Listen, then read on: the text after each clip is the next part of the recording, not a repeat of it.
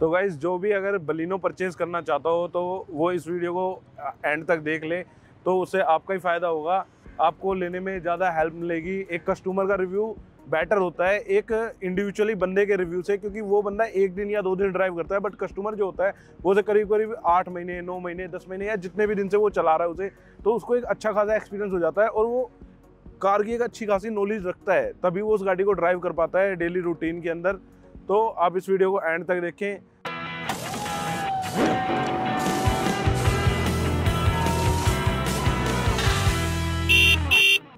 Ram Ram, hello and welcome back to my YouTube channel motor Pandit. मैं आशीष शर्मा। तो guys आज हम आपके लिए लेके आए हैं एक ओनरशिप रिव्यू बलिनो का। आपके लिए और भी हम बलिनो के ओनरशिप रिव्यू ला चुके हैं, करीब करीब 2 वीडियो और अपलोड कर चुके हैं जिनका लिंक ऊपर की तरफ आ जाएगा। बट उसमें और इनमें ये फ़र्क है कि वो दोनों ही डेल्टा वेरिएंट के थे, बट ये वाला जो वेरिएंट है आपका सिग्मा वेरिएंट है और ये 2021 का ही वेरिएंट है।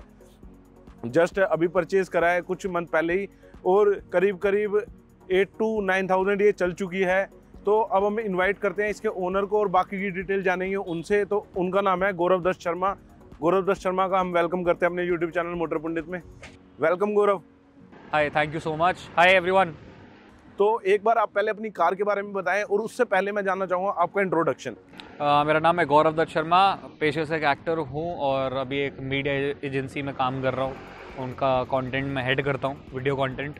तो आज वीडियो में जितनी भी मिस्टेक्स होंगी उसके लिए मैं इसको बहुत ज़्यादा डांटने वाला हूँ। कोई नहीं गाइस, वो आप भी नोट करते रहना। और ये छोटा रीटेक है बाय द वे। सो गाड़ी के बारे में बहुत सिंपल, मैं बुलेट लेने गया था, ठीक है, और घर वालों का एक डंडा हो गया था कि नहीं it's better you buy a car. तो 3 दिन के अंदर अंदर आई डिसाइडेड, आई बुक्ड और अगले ही दिन मुझे गाड़ी मिल गई। डिसाइड ये करना था कि गाड़ी कौन सी लेनी है। ओके। सबसे बड़ा प्रॉब्लम ये था कि मारुति जाए या टोयोटा जाए, because I always like Toyota. Maruti मुझे उतनी पसंद नहीं थी, बट जब प्राइसेस देखे, आई थिंक ग्लांजा और ये दोनों बहनें हैं, आई थिंक प्रोडक्शन भी एक ही साथ होता है, जब बैजिंग चेंज होती है, इस वजह से फिर सबने मुझे पुश किया कि मारुति लेते हैं। देन आई थॉट कि मैं स्विफ्ट ले लेता हूँ। और जब पता चला कि स्विफ्ट के प्राइस पे आपको इसका बेस वेरिएंट मिल जाता है, सिग्मा वेरिएंट है ये सिग्मा वेरिएंट है, तो आई थॉट के रादर देन एक स्विफ्ट लेने के, उससे एक प्रीमियम मॉडल कोई भी आप एक कार ले लो। नेक्सा का ब्रांड। जैसे ही मैंने तुम्हें कॉल किया था और तुमने मुझे बोला कि it's better you buy Baleno Swift की जगह पर, तो मैंने इनकी बात सुनी और मैंने बलिनो ही देखी और मेरे को ज़्यादा पसंद आई। स्विफ्ट ज़्यादा बेटर है, plus it's a little bigger one and it's a premium product. Swift उतना प्रीमियम प्रोडक्ट नहीं माना जाता इन टर्म्स ऑफ मारुति के जो ब्रांड्स में है। तो फर्स्टली ये क्वेश्चन हो गया। इसके अलावा मैं पूछना चाहूँ, जब आपने ये कार परचेज करी उस टाइम पर आपने इसके अलावा और कौन कौन सी कार देखी? लाइक एल्ट्रोज भी आ रही है इसके ऑप्शन में। मैंने उस वक्त में बहुत सारी कार्स देखी थी। ऑल्ट्रोस मेरे को एक पसंद आई थी, Altroz, but the problem with Altroz was it's a smaller car. उसका बूट स्पेस बहुत ज़्यादा कम है and I travel a lot, क्योंकि I am an actor plus I head the content. तो मेरे को बहुत सारा सामान लेके ट्रैवल करना पड़ता है, शूट का बहुत सारा सामान होता है, तो उसका बूट बहुत बड़ा है। तो एक प्रॉब्लम ये थी कि मुझे ऑल्ट्रोस पसंद क्यों नहीं आई। दूसरी मैंने मैग्नाइट देखी थी। मैग्नाइट का बिल्ड क्वालिटी इतना बुरा है कि मेरे घर पे शेड जो लगा हुआ है ना, बारिश में जो टन बचता है वो नॉर्मल डोर बंद खोलने में बचता है। सो मैग्नाइट तो was like out of the picture all together. उसके अलावा मैंने सोचा था that I should think of Nexon, क्योंकि वो उस बजट से शुरू हो जाती है। But then the problem was Nexon को, क्योंकि मेरे घर के पीछे पार्क करना इज अ डिफिकल्ट थिंग। मेरे घर के पीछे अभी भी आप इस पे देखेंगे एक साइड पे स्क्रैचेस हो चुके हैं ऑलरेडी। क्यों? वो चलता रोड है और कोई भी मार के चला जाता है, किसी को कोई मतलब नहीं होता। Wear and tails at the end of the day. तो सबसे बड़ी प्रॉब्लम मेरे साथ वो थी। सो दिस वाज समथिंग जो बजट में भी आ रही थी, मेरे काम को भी फिट कर रही थी। तो दैट्स व्हाई आपने ये परचेज कर ली। इसके अलावा मैं पूछना चाहूँ, इसका बेस वेरिएंट ही क्यों? सबसे अच्छी चीज़ ये होती है, मैं तो सबको बोलता हूँ यार हमेशा बेस वेरिएंट लो, बिकॉज उस वेरिएंट को फिर तुम अपने हिसाब से मॉडिफाई कर सकते हो। मेरे को हमेशा से एक प्रॉब्लम रही है with Maruti and in fact a lot of these brands कि ये आपको ना कस्टमाइजेबल प्रोडक्ट नहीं देते हैं। मतलब ये जो आपको स्टीरियो सिस्टम देते हैं वो उसमें यूट्यूब नहीं होगा, उसमें बहुत सारे एंड्रॉयड ऐप्स नहीं चलते। Now when you buy a base variant you can totally modify it the way you want. आपको अपने मनपसंद स्टीरियोस मिल जाएंगे, आपको अपनी मनपसंद चीज़ें आप लगवा सकते हैं गाड़ी में। For example this is the grill, जो कि इस वेरिएंट में नहीं आती है। इसके साथ ब्लैक डेल्टा वेरिएंट में आती है। डेल्टा मैंने एग्जैक्टली उनको बोला कि मेरे को डेल्टा वाला आप लगा के दे दीजिए, उन्होंने मुझे लगा के दे दिया। सो इट्स लाइक कि आप बिल्कुल एक खाली कॉपी लेते हैं, उसको आप अपने हिसाब से भर सकते हैं। दूसरा ऑब्वियसली प्राइस बहुत कम होता है, बाहर से सेम चीज़ें आप लगवाएंगे आपको 40,000 रुपये में पड़ जाएगी और वेरिएंट आपको ऑलमोस्ट 80,000 रुपये एक्स्ट्रा पड़ेगा। सो इट्स नो पॉइंट आप एक्स्ट्रा पैसा वेस्ट करें।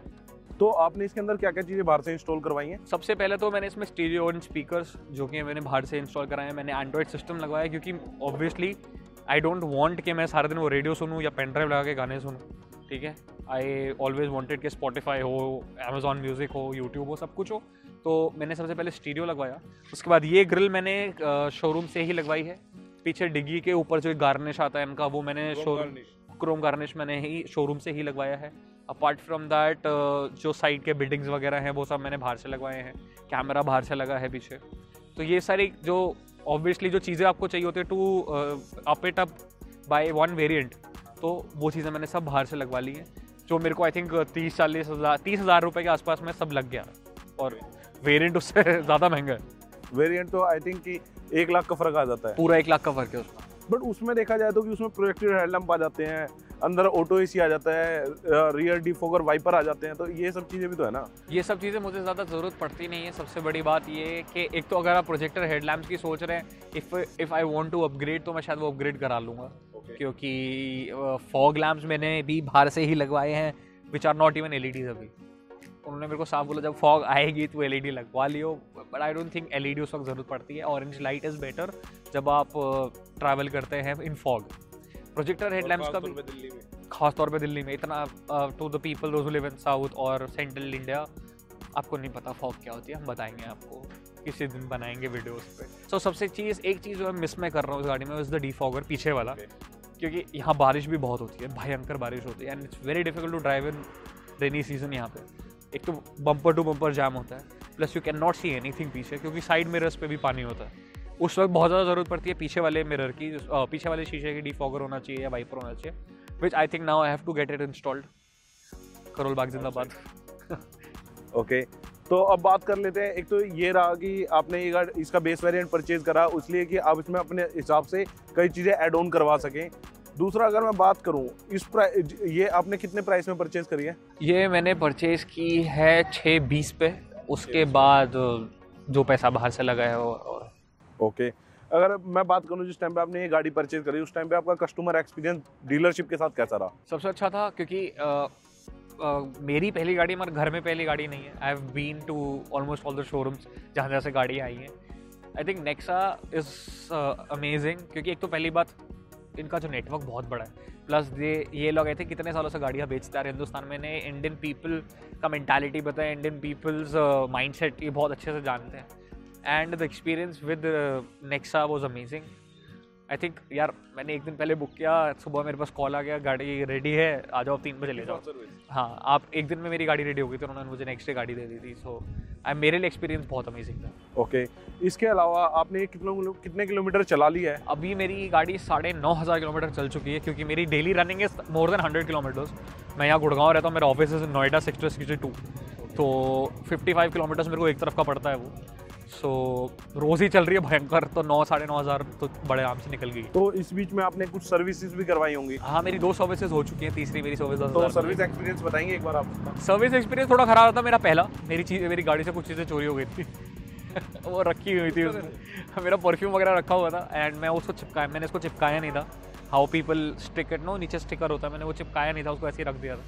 उसके अलावा I think LED ambient light लगवाई है मैंने बाहर से, वो उसका रिमोट चोरी हो गया था, और बट वो कंप्लेंट करने के बाद उन्होंने मेरा सब वापस दे दिया था। आई थिंक वो फिर कंप्लेंट तक जाना ही नहीं चाहिए पहली बात तो। आप मुझे जब मैं गाड़ी दे रहा हूँ तभी निकाल के दे दो मेरी चीज़ें वापस। ये बात तो बट कंप्लेंट किया, 4-5 दिन बाद सब मेरे घर वापस आया, which is a very good thing, वरना नहीं आता है, मैं सच बता रहा हूँ। हमारे पास पहले भी मारुति की कुछ गाड़ियाँ रही हैं, बहुत सारी चीज़ें उसमें से भी जाती थी, वापस नहीं आती थी। इट्स बिकॉज टाइम चेंज हो गया और इनको वो करना पड़ रहा है। और एक नेक्सा प्रीमियम है जिससे नेक्सा वालों ने अपना सर्विस स्टेशन भी अलग से ओपन कर रखे हैं। एग्जैक्टली, इनका सर्विस स्टेशन अलग है, और आई थिंक वहाँ का जो एक्सपीरियंस है इज गुड। ओके, अब हम बात करें, ये तो सर्विस की रिलेटेड बात हो गई, इसके अलावा गाड़ी का ड्राइविंग कंफर्ट बताएंगे? ड्राइविंग कंफर्ट मैं बात करूँ, आई think the only problem with me is the seat. मेरे जो थाई सपोर्ट है वो नहीं है गाड़ी में, सीट में थाई सपोर्ट नहीं है। अगर आप वो कोशिश करें तो उसका भी बहुत सारा जुगाड़ है, बहुत सारे पैडिंग्स आते हैं, आप पीछे यूज़ कर सकते हैं, पैरों के नीचे यूज़ कर सकते हैं। When it comes to long drives, एक सिर्फ थाई सपोर्ट ही है जो मेरे को थोड़ा सा दिक्कत देता है, बहुत ज़्यादा मिस करता हूँ मैं, क्योंकि एक तो सीट बहुत छोटा है, ठीक है, लंबा नहीं है, बिकॉज पीछे वाली सीट में भी जगह देनी है, सब कुछ देना है, I totally understand that, but the only problem is the Thai support. बाकी आई थिंक आप एडजस्टेबल आपको स्टीयरिंग दिया हुआ है, विच अ वेरी गुड थिंग, क्योंकि कई बार आपके शोल्डर्स पेन करते हैं, आप नीचे करके चला सकते हो, नीचे नहीं तो ऊपर कर सकते हो। Riding comfort I would give it a 3.5 out of 5। Okay, इसके अलावा मैं बात करूं, जैसे कि आपने फ्रंट सीट्स की बात करी, रियर सीट्स के कंफर्ट की बात। रियर सीट का कंफर्ट बहुत क्रेजी है, ठीक है, एक तो स्पेस बहुत है। मेरा कज़न 6'1" उसकी हाइट है ना, वो घर की किसी गाड़ी में फिट नहीं आता है, सिर्फ एक ही गाड़ी में वो फिट आता है, विच इज़ एन SUV। अब वो उसमें बैठा आफ्टर अ लॉन्ग टाइम, जब किसी भी गाड़ी में वो फिट नहीं आ रहा था, I think this was the only car जिसमें वो फिट आया, क्योंकि पीछे स्पेस बहुत ज़्यादा है। ओके, तो ये तो रहा इसका ड्राइविंग कंफर्ट। इसके अलावा आपने इसको 1 रन में कितना चलाया है? मैंने इसको एक बारी में 650 किलोमीटर चलाया है। 650? 450। 450। कहाँ से कहाँ तक? आई थिंक हम लोग लॉन्ग ड्राइव पे निकले थे टुवर्ड्स पंजाब, देन पंजाब में चलते चले गए इधर से उधर। We stayed I think 450 kilometre चलने के बाद हम रुके थे, उसके बाद हमने और 100 किलोमीटर चलाया था। तो उस टाइम पे आपको गाड़ी के साथ कोई भी प्रॉब्लम फील हुई? क्योंकि इस बीच में आपको हाईवेज पे भी चलाना पड़ा होगा, सिटी में भी चलाना पड़ेगा। नाउ द प्रॉब्लम, एक चीज़ जो थी मेरे को जो पता चली थी, वो इसके स्टार्टर में है। मतलब गाड़ी रोका मैंने चाय पी, मैंने वापस बैठा गाड़ी में, मैंने स्टार्ट की, इट वॉज अ ब्लैकआउट, पूरी की पूरी गाड़ी ऑफ हो गई। मैंने उसको स्टार्ट करने की कोशिश की, इट वेंट ब्लैंक, पूरा ब्लैक हो गया, स्क्रीन ब्लैक हो गया, पूरा कंप्यूटर पूरा मतलब शट डाउन हो जाता है। 3-4 बार मैंने उसको ट्राई किया, then I turned it off again, फिर ऑन किया, फिर वो स्टार्ट हुआ। कितने किलोमीटर के बाद हुआ था ये 5,500 किलोमीटर के बाद। 5,500 किलोमीटर के बाद ऐसी प्रॉब्लम आई थी? तो मैंने इनको कॉल किया था असिस्ट के लिए, तो उन्होंने मुझे बोला था कि हम बंदा भेज रहे, बट आई सेड कि मेरे को ट्रैवल करना है, मुझे ऑप्शन बताओ, प्रॉब्लम क्या है। आई थिंक वो चेक करना पड़ेगा, माइट बी विद ये प्रॉब्लम शायद इसके साथ भी हो सकता है, स्टार्टर के साथ या बैटरी के साथ हो सकता है, बट उन्होंने मेरे को बोला कि आप नेक्स्ट सर्विस में ये बता दीजिएगा, मेरी 3rd सर्विस अभी बची है, so that will be on 10,000। तो मोस्टली आई थिंक कल या परसों तक वो हो जाएगी, सो आई टेल देम कि ये प्रॉब्लम मैं फेस कर रहा हूँ थोड़ी सी। बाकी लॉन्ग ड्राइव पे I don't think there is a problem, but जब इसको आप लगातार 300 किलोमीटर चला लेते हो ना, तो उसमें आवाज़ कैबिन में फाइनली आती है, कैबिन नॉइज आने लगती है, फाइनली आती है, वरना इसमें कैबिन में नॉइज नहीं है।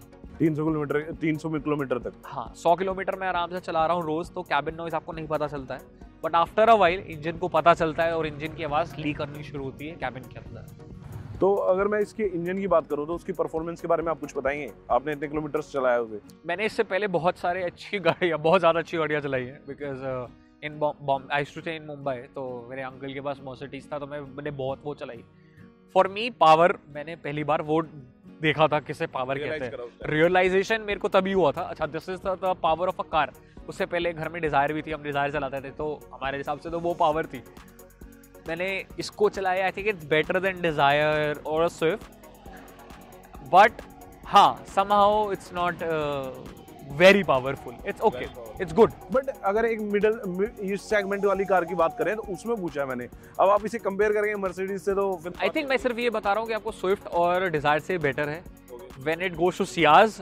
इस जोन में सियाज से बहुत कम है, इस सेगमेंट क्या कहते हैं सीसी भी ज्यादा है, सीसी ज्यादा है, प्लस इसका परफॉर्मेंस अगर मैं बोलूँ ना, पिकअप पे बहुत अच्छा है, okay, but when it comes to driving 80 से 120 के बीच का जो परफॉर्मेंस है वो थोड़ा सा कम है। I think the torque is missing. BS6 में हर गाड़ी में टॉर्क मिसिंग है, इसमें वो एविडेंट है, इसमें दिखता है। आप पुरानी वाली बलिनो चला लीजिए जो BS4 है, उसमें स्टिल टॉर्क बचा है थोड़ा बहुत, इसमें टॉर्क बिल्कुल ही नहीं है। ओके, आपने बात करी 80 से 120 की, तो आप इसको मतलब जब कभी भी आपने इसको हाई स्पीड पे रन करा है तो उस टाइम पे स्टेबिलिटी वगैरर कैसी रहती है? गाड़ी की स्टेबिलिटी बहुत अच्छी है, गाड़ी की स्टेबिलिटी जितनी भी आप ऊंचा जाते हैं नहीं होती, बिल्कुल भी आउट ऑफ कंट्रोल नहीं होती है। प्लस इंडियन रोड हाईवे तक भी खराब है। मैं बिल्कुल नहीं बोलने वाला कि हमारे हाईवे बहुत स्मूथ है, 80% of the highways are bumpy. Okay, thank God वो पीछे से ऊंची है, plus it is an urban city rider, उनको पता है कि हिंदुस्तान के रोड कैसे हैं। इट इज समथिंग जो वहाँ पर चलाने के लिए, थैंक्स टू मारुति जो थोड़ा सा दिमाग लगाया, पीछे से इसको थोड़ा सा लिफ्ट किया गया है, अब करा है, उससे ये फायदा होता है कि it is still very very stable. Low ride ज़्यादा स्टेबल होती है, लो राइड जितनी लोगे वो ज़्यादा स्टेबल होगी, वो रोड से ज़्यादा चिपक के चलती है, but when it comes to the roads that we have in India, this is perfect, क्योंकि मैंने अच्छी अच्छी लो राइड्स हाईवे पर लगते हुए देखी है।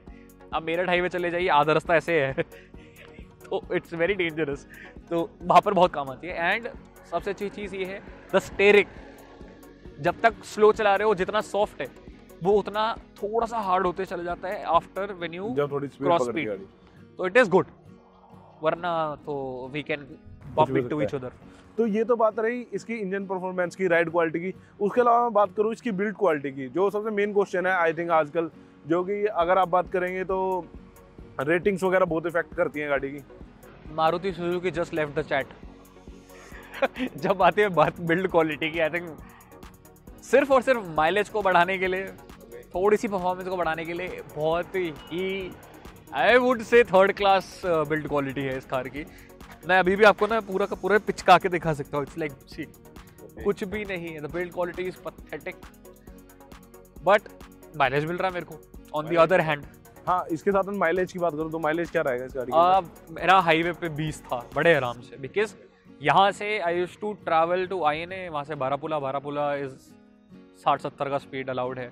उसके बाद Meerut highway which is another 100 का वहाँ पे स्पीड अलाउड है, तो मेरे को बहुत आराम से 20 मिल रहा था।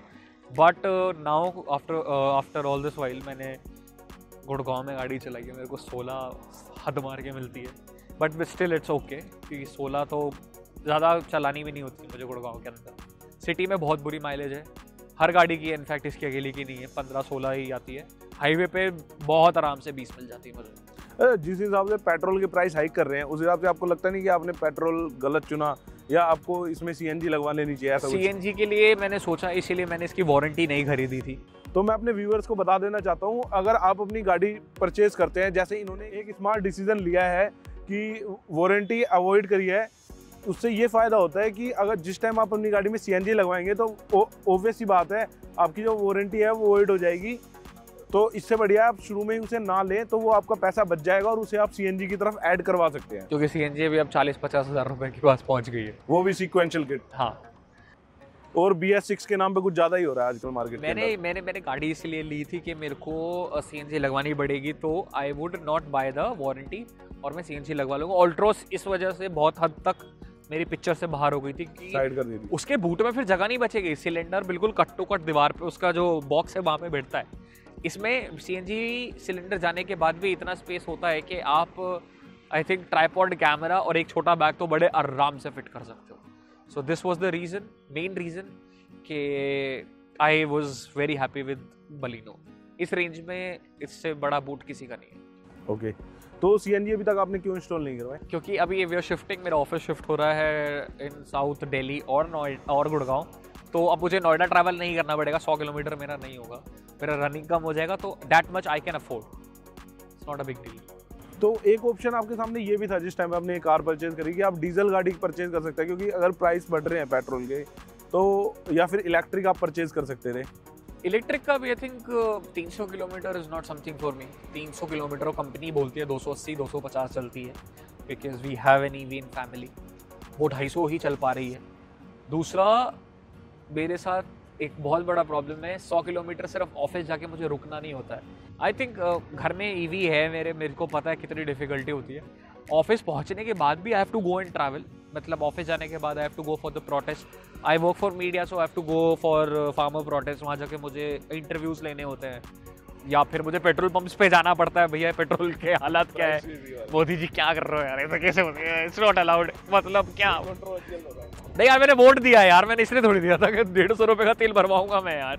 सो दिस इज कम हो जाएगा शायद, depends on him now, I think वो ही डिसाइड करेंगे। सो एक ये रीज़न मेरा EV का ये था कि मेरा रनिंग इज़ वेरी अनडिसाइसिव, मेरे को मालूम ही नहीं है कि कितना मुझे ट्रैवल करना पड़ेगा। ऑफिस तो पहुंचना है विच इज़ लाइक 55 किलोमीटर्स, उसके बाद मुझे और कितनी जगहों पे जाना है वो नहीं पता, और चार्जिंग पोर्ट्स नहीं, वरना EV would have been the best option. यार किसको बुरा लगता है थोड़े से पैसों में आप इतना ट्रैवल करो? 300 किलोमीटर चल रही है, 300 रुपये में 280 किलोमीटर चलती है यार, it's not bad at all, 1 रुपये भी नहीं पड़ता। CNG का प्रॉब्लम बस यही है कि CNG, अब मेरा ट्रैवल कम हो जाएगा तो मेरे को CNG इसलिए नहीं लगवानी है, क्योंकि अच्छा वो पहले पता चल गया, वरना मैंने बहुत सारे किट्स का पता कर लिया था। एंड आई थिंक 2 दिन अगर और लेट होता कंपनी की तरफ से कॉल आना कि वे आर शिफ्टिंग, सो मैंने CNG लगवा ली होती। ओके, तो शायद मेरे साथ ये फ़ायदा ही होता आपको। फ़ायदा होता, but now the running cost, वैसे मैं I think I am happy with the 7 to 8,000 rupees a month travelling cost. अभी वो हो रहा था 17-18 हज़ार, वो कट डाउन होकर अब 6 से कम हो गया। तो I am happy, I am okay with it. Plus petrol रहेगी तो रीसेल वैल्यू भी बेटर रहती है। लोगों के दिमाग में ये कि इंजन ख़राब हो जाता है सीएनजी से, अब वो रीसेल के टाइम पे तुम किसी को समझा नहीं सकते कि भाई नहीं होता। कितना समझाओगे किसी को, कोई नहीं समझ सकता है, ये दिमाग में बैठ चुका है लोगों नहीं, अगर आप सीएनजी किट लगवाना चाहते हो तो आपको सीक्वेंशियल लगवानी चाहिए, नॉन सीक्वेंशियल अवॉइड करनी चाहिए। क्योंकि सीक्वेंशियल के अंदर क्या होता है, आपका ECU लगा के देते हैं वो अलग से, जो कि एक्चुअली कंप्यूटर की तरह वर्क करता है और प्रॉपर एक सिस्टमेटिकली वर्क करेगा आपके इंजन के साथ मिलके, वो फायदा देगा आपको। Eight the end of the video मैं आपसे पूछना चाहूँगा, अगर इस टाइम पे आपको 3 गाड़ियों के ऑप्शन दिए जाएं, जिसमें आपकी i20 डाल रहा हूँ मैं, एल्ट्रोज डाल रहा हूँ, तीसरा बलिनो जो खुद है, इनमें से आप इस टाइम पे अगर कौन सी परचेज करना चाहेंगे?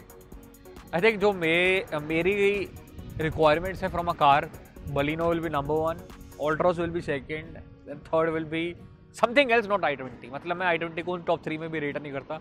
आई डोंट लाइक हुंडई कार्स, उनकी look is, I don't know वो कुछ किस, it is very Korean for me, very Korean. Sale बहुत अच्छी है, इंजन बहुत अच्छा है, मैं बोल रहा हूँ राइड कंफर्ट सब परफेक्ट है, but it's too Korean, the look doesn't match what I want. या फिर वो फीचर दे रहे हैं ये सब करते हैं यार। आई थिंक बहुत सारे ब्रांड्स हैं, मैं नाम नहीं लूंगा, इंडिया आए हैं सिर्फ फीचर्स लेके, उनके इंजन रद्दी है, इससे 230 सीसी ऊपर उनके इंजन है और वो 30-30 लाख रुपए महंगी है। So there is no point. Hyundai, I think the engine is also good, the build quality is fine, बहुत क्रेजी उनकी भी बिल्ड क्वालिटी नहीं है, बट वो जो लुक है इट इज लॉट ईस्ट वाला साइड, बहुत ज़्यादा कोरियन और Japanese kind of a look, because it is a Korean company at the end of the day, तो वो फील बहुत ज़्यादा है। तो आप इसी को अभी भी परचेज करेंगे दोबारा से? हाँ, क्योंकि मेरे रिक्वायरमेंट्स ये पूरी करती है। अगर मेरी इस प्राइस रेंज के अंदर अगर बात करें तो वैसे अगर मैं बात करूँ कि जिस तरह का काम मेरा है और जिस तरह की रूट्स पे मेरे को निकलना होता है, अगर कट डाउन कर दे के मुझे सामान कितना लेके जाना है, I would always buy an Altroz, क्योंकि at the end of the day it's Tata not Maruti, the quality is always there in Tata. आपको जो चीज़ें क्वालिटी में वहाँ मिलेंगी वो यहाँ पर नहीं है। मैं अभी भी बोल रहा हूँ, अगर मैं इस जोर से इसके ऊपर बैठ गया पिचक जाएगी, एंड वो मैं टाटा के साथ नहीं बोलूँगा, Tata is Tata. The only problem was the boot, plus I don't think it looks premium, it is not a premium product from Tata. Tata के प्रीमियम नेक्सॉन के बाद शुरू होते हैं, रादर नेक्सा इज़ प्रीमियम, जहाँ पर आपको इससे भी कम प्राइस में भी गाड़ी मिलती है और इससे ऊपर भी मिलती है, और ये भी उसके प्रीमियम प्रोडक्ट्स में आती है। ओके, तो लास्ट में मेरा एक क्वेश्चन रहेगा कि अगर आपको इसको 10 में से रेटिंग देनी पड़े, 10 में से, तो आप इसे कितने रेट करेंगे, सारी चीज़ मिला के, परफॉर्मेंस, बिल्ड क्वालिटी और ड्राइविंग कंफर्ट वगैरह सभी चीज़ें? I would give it a 6, क्योंकि बहुत ज़्यादा मार्क्स कट जाते हैं इसके बिल्ड क्वालिटी में, बहुत ज़्यादा, क्योंकि 10,000 चल चुकी है नाउ, मैं आवाज़ें सुन पाता हूँ, हल्के से दरवाजे की आती है, I can listen to a lot of things, ठीक है। बहुत ज़्यादा quality of welding also is not great, welding तक की क्वालिटी आप वेल्डिंग जो होती है, हाँ बहुत, इट्स बैड। तो I think 6 is good, because performance ठीक है, कंफर्ट है, बहुत बिल्ड क्वालिटी में बहुत गिरती है, तो आई थिंक 6 आउट ऑफ 10। और एट द एंड हम थैंक यू करना चाहेंगे गौरव दत्त शर्मा जी का, जो हमारी वीडियो में आए और हमारे को टाइम दिया अपना। Thank you so much guys. You are welcome.